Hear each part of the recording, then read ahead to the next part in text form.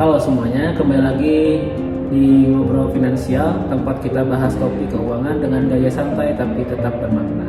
Saya Amsal dan hari ini kita akan ngobrol tentang sesuatu yang sering disepelekan, yaitu asuransi. Nah, topik ini menarik banget karena banyak orang masih mikir asuransi itu cuma buat orang kaya atau orang yang sering sakit, padahal nggak gitu juga loh. Betul Raisa, aku sering dengar orang bilang ngapain bayar premi tiap bulan, toh belum tentu kepake, tapi justru itu poinnya. Asuransi itu perlindungan dari resiko yang nggak kita duga.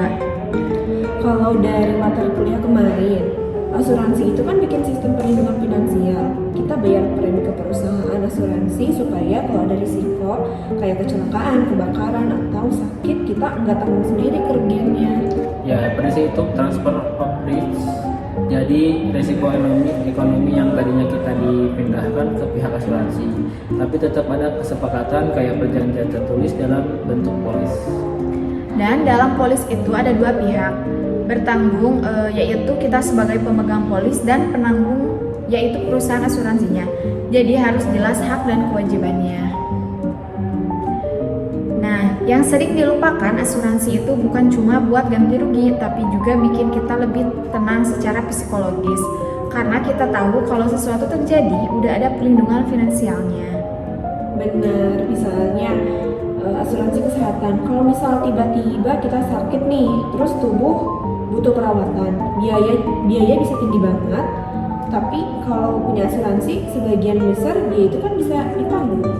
Dan kalau lihat secara sosial, asuransi juga bentuk gotong royong modern. Dari premi banyak orang dana dikumpulin untuk bantu lagi kena musibah. Jadi ada nilai solidaritas juga.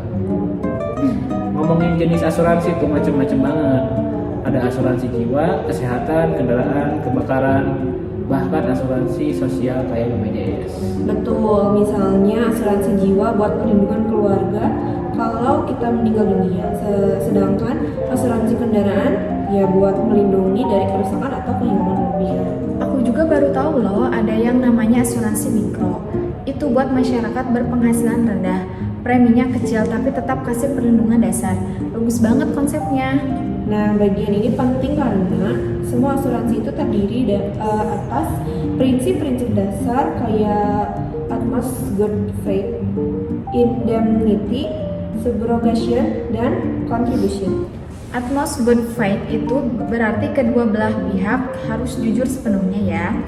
Jangan sampai waktu daftar kita sembunyiin informasi penting layak riwayat penyakit. Dan prinsip indemnity itu paling keren menurutku. Jadi tujuan asuransi bukan buat cari uang atau untung, tapi buat mengembalikan posisi keuangan kayak sebelum risiko terjadi, kayak banget. Jadi kesimpulannya asuransi itu bukan beban finansial, tapi bagian dari perencanaan keuangan yang cerdas.